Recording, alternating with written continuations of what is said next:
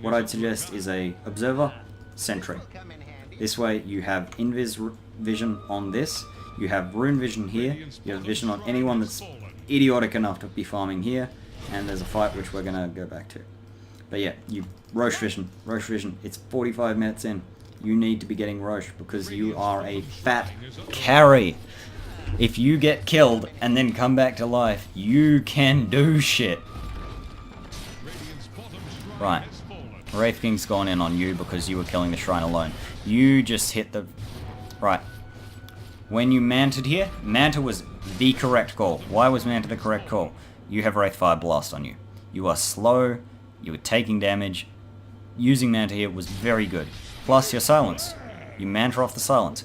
But what was bad here is the second you were about to press Manta, he activated Blade Mail. 1, 2, 3.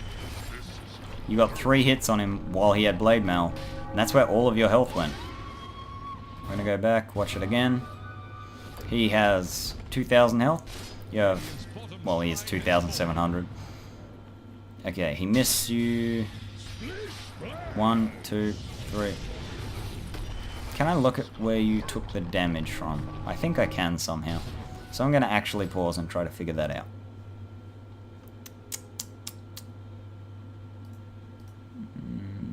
That?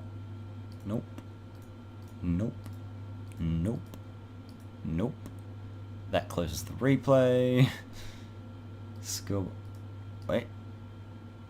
Nope. Bonus point net worth. Okay.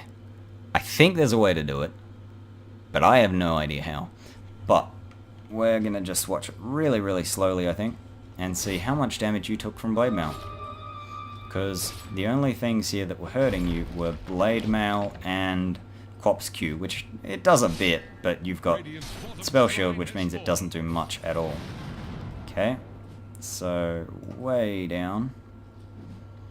You are on 1,500, 1,300, 1,100, 940. You, oh, 600. You took about a bit over 1,000 damage from Blade Mail, I think. That's too much, man. If you Manta here and get your illusions to hit him, excellent, A grade. But you're probably not going to burn him out of mana anyway. Anymore. Not unless you...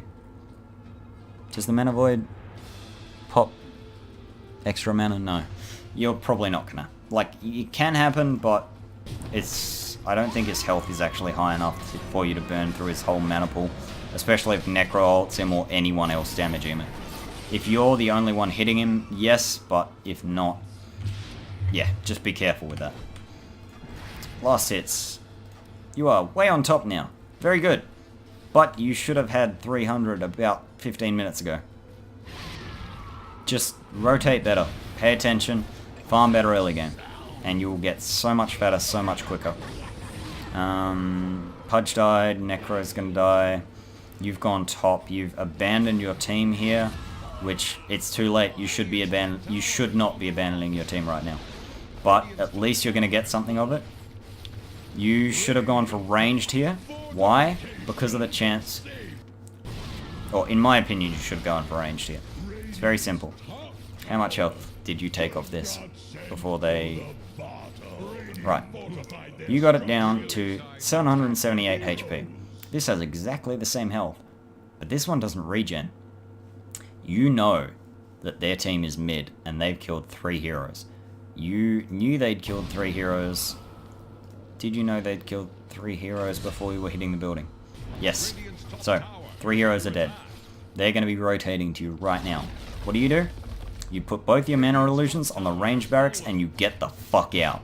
Because I don't think you're going to have buyback. You got 5 minutes on buyback. Sniper's here with you. If you both get caught out, your team has no carries left. You should... Oh, this is risky, man. You're big, but it's 4 heroes. The cost of magic. And here's the thing. If you had BKB instead of Butterfly, she was dead. In fact, probably all of them were dead. But you had Butterfly. Not necessarily a bad choice, but you didn't have BKB, which is so important if they have lockdown. Because you hit hard. But if they stop you hitting, you don't hit hard anymore. Oh. No, that doesn't show blade mail damage. Okay, anyway. Yeah, this is just going to regen this now. It has 5 regen. If you'd hit this with your illusions while you ran, you live, you get maybe 200 damage on this, which doesn't regen. And then you come in 20 minutes later, you get both your illusions on it, it does another 100 damage, it's down to 900 HP. And then you TP in off a creep you've put in here, and you've fucking killed it. And then all they've got left is 1 melee barracks, which in a good push you should be able to kill. Right now you have 3 barracks. You have 1 ward up. Are there wards in the shop? Can I have a look at that? I don't think I can. If there were wards in the shop, you should have been buying them, because it's pretty fucking obvious that no one really else cares about wards. But you know what ward... You're doing well with wards. Like, you're paying attention to the vision you've got. You're using it well. So, keep doing that. Abuse them. They are essentially little map packs. If you put a ward here, and you put a ward here, and you put a ward here, and you put a ward... Actually, I take back that one. Put it here instead. Why? This way. You see if they're going to Roche. You see if one person's here alone. You see... Let's say PA... Well, right then. PA was all the fucking way up here alone. And she came here through the fucking... Okay, well, you were dead this whole time, so you can't do jack about it. But she walked in through the lane. The thing is, if anyone walks in through here, you can kill him. Okay, I'm assuming what's going to happen here. Yep, I know exactly. Okay, if their team is any good here, this is 2 full health teams except for a Quap. The Quap is missing like a quarter. I don't know why. She's probably tanking creeps or something. Maybe she was involved in a fight. What's happening right here is your team's migrating to Roche. You don't have buyback. You've just spent money. You bought Abyssal. You don't have buyback. You cannot afford to die for 3 minutes. And in that 3 minutes, you have to farm enough to have buyback. Otherwise, you shouldn't have bought this. Also, you should probably have your dust in there, like TP, use a TP, switch your dust in, have a spare TP in your backpack on, cooling down. Anyway, right now, your sniper is reasonably farmed. Your necro is, yeah, he's pretty okay. Your slider is not doing well, and I believe your Pudge is also not doing excellently. Your Pudge has bought all the wards. Ask your Pudge politely if you can have them. Why? Because Pudge's wards have been okay, but not good.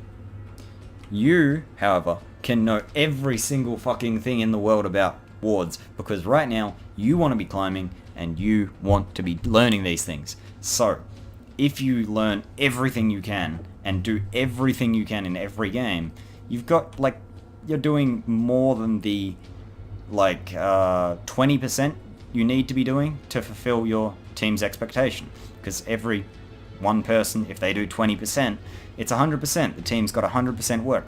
But here's the thing. What if your Pudge is doing 2%? I'm not saying he is. He could be the fucking world's greatest Pudge. I'm not commenting on his gameplay. But what if anyone who is green is on 2%? Then someone else needs to pick up that extra 18%. And if you're already doing 75%, your team barely needs to do anything, which means that if you have a single other good player on your team, you're going to be doing like 200%, and then you're going to be fucking crushing. And that's just the way it is. Unless, of course, their team is also in the same situation. But right now, you are playing risky here. You should be saying, I don't want to Roche until I have buyback. Because you don't have buyback for 3 minutes, and if these guys are good... Yep, they've just scanned you. They know you're Roshing. The Slardar has no blink, he has no bash, he has not used his ult on Roche for some reason. You should be asking politely for him to use his ult on Roche. But you should have a ward up here.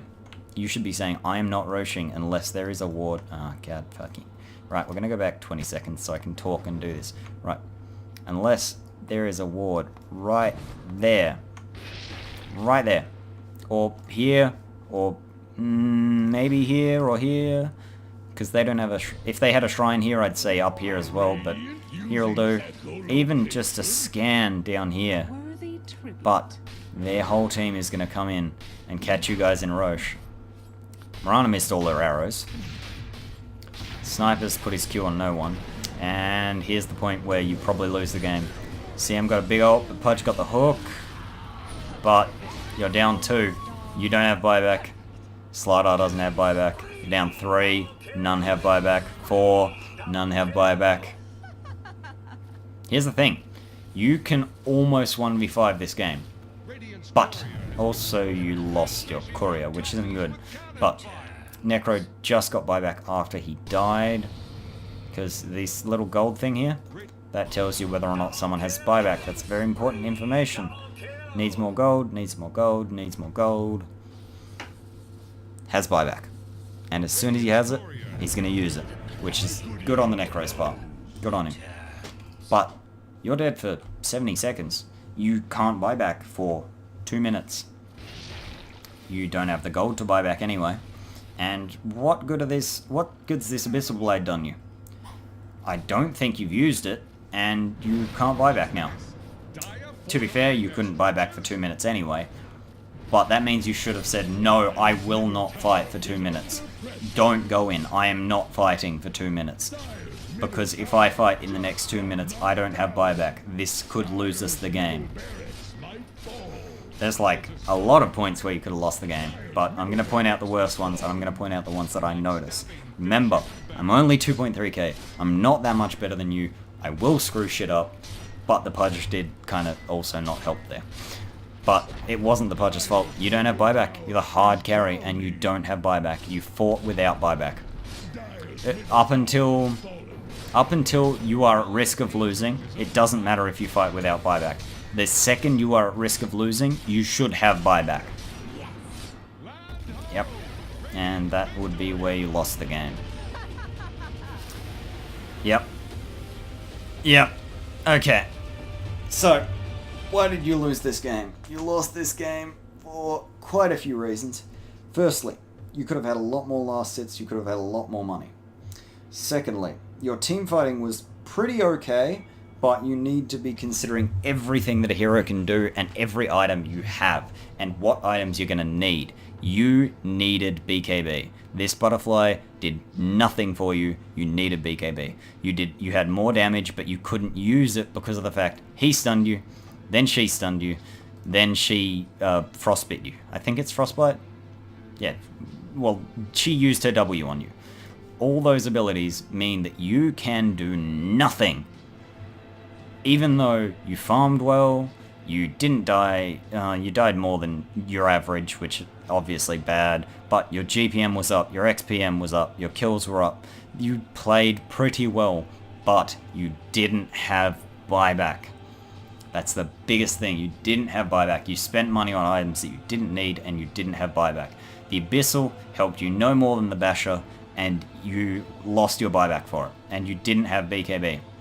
Because they had lockdown, you are an anti-mage, you needed the lockdown cancel. Like, if you're really, really pro, you can wait till this guy throws his Q, and then activate your BKB while it's in midair, and like, essentially cancel the spell, which means that he has it on cooldown.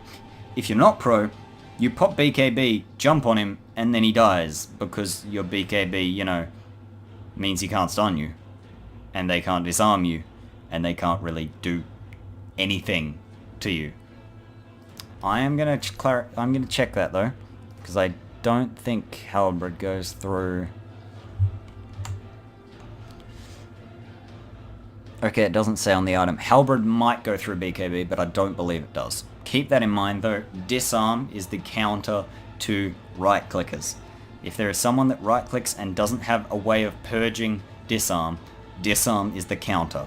Disarm is important to know about, and not many people use it, or not many people below like 1.5k as far as I didn't even know it existed until like 2k-ish.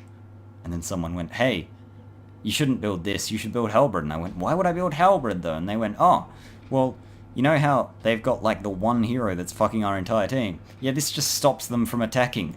And I just went, what? But that's so broken. And he's like, yeah, well, you know, you just wait till they've used BKB and you disarm them and then they're useless. Or you wait till LC duels someone and you use it on her and she can't attack. And I was stunned because it's such a powerful thing. But it's situational. It's not going to break every game for you. Keep it in mind though. What I would have done here, we're going to go back to this game. You played pretty damn well. You played a lot better than I was expecting. Which, fucking take that and run with it to the bank. That is good. You played well. What you didn't do, you didn't gank the Wraith King. It wasn't your job, to be fair. But you need to be coordinating, you need to be telling your team, you need to be saying, look, this guy is going to get fat if we don't do anything about it, because this guy is getting all the free creeps in the jungle, and yeah, he's just going to slowly get bigger and bigger, and like, his last hits were not nearly as good as yours, I believe. We're going to double check that. Yeah, 229 to 345. He had far less last hits, and he had a single deny. You only had 9, but, you know, it's not that bad, really. Last denies don't matter that much, but they do give you XP. Keep that in mind. It's useful early on. Your damage was lower than the snipers. Probably not too surprising, but lower than the Necrophoses. Also, Necro does a lot of damage, honestly. Necro did well targeting the PA here. Your job was CM, which you did well. Your job was Wraith King, which you didn't do well. You have Mana Burn, the complete counter to Wraith King, and you didn't kill him with it. That is, like, you counter that hero so hard. Keep that in mind.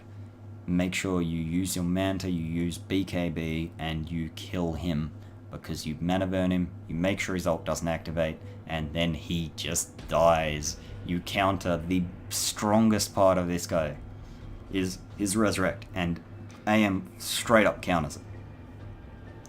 I'm sure I'm gonna have said some things wrong.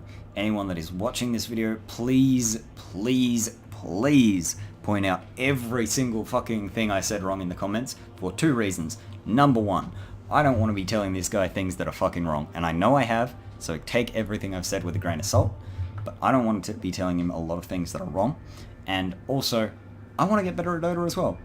I'm actually kind of happy right now because my MMR is on 2222, which means I stopped playing ranked, but that's not important. I'm going to cut that bit. What you need to do, you need to make sure you're buying the right items for the right game. You need to focus on last hitting early. You need to be getting 50 before 10 minutes minimum if you're playing a hard carry. And I don't care how you fucking get them.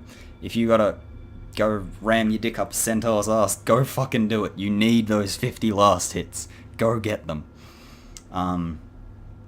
What else? What else? Watch for BKB on characters that you're fighting. It is pretty strong anti-mage counter. If you're gonna keep playing anti-mage, watch out for Legion commanders and learn what counters your hero and how it's countered and what he does well against. For example, he does really well against Wraith King. If you had just a Basher and a BKB, you would annihilate this guy because then he can't lock you down and you can just tear through his mana pool. You can shut him down completely. You've got to be active on this guy reasonably early though, like 20-ish minutes. Because 20-ish minutes you should have your Battle Fury and you should be, maybe have a Yasha, you should definitely have Treads. You should maybe have a Yasha, but at 20 minutes you can just burn him out of mana in any fight that he's in. But you need to be watching for the stuns, because if their team has thrown out all their stuns and all their disarms, then you get to fight for free, because they can only nuke you after that point, and if they've thrown their nukes and their stuns, oh boy, that's the fight you want to join, because their team can do not very much against you. But you got to watch your health early on. You got to be very careful and conscious of how much health you have, how much risk you're putting yourself in. Try not, if you can go get 50 or 60 last hits at 10 minutes without dying, you should be very well on your way to winning that game. If you can get to let's say 120 last hits at 20 minutes with a Battle Fury and no deaths, you should have that game. Because your Battle Fury will increase your farm insanely, and from there you can just annihilate a game. As long as you keep your farming rotations good, you focus on making sure you don't miss last hits when you're pushing, you don't miss last hits when you're jungling, and you don't take your team's farm or try to contest farm that is going to someone that knows what they're doing. For example, I wouldn't care if you contested the Necro, the Pudge, or the Slardar's farm, but you shouldn't have contested the Sniper's farm, because the Sniper is the other hard carry. The Necro is going to have a hard time farming anything that's not lane. The Pudge doesn't need the farm. I believe he's got a GPM talent, and even if he doesn't, he should be getting money from more kills and assists than farming. He's not a farming hero. And Slardar, he's an offlaner. You shouldn't contest him when he's in lane, but unless like that's where you've wound up having to lane. Obviously then you want to be taking the last hits over him, but you basically, he won't be last hitting much, so you shouldn't have to fight for last hits with him. As you can see, right here you had such a ludicrous lead, and then it just went downhill so fast. You know what, I will actually go back into the replay, and we're going to have another look at that. About 40 minutes. Because that seems to be where the game was lost, was 40 minutes. Oh, by the way, remember to look at the XPM and GPM charts. They are excellent things to know.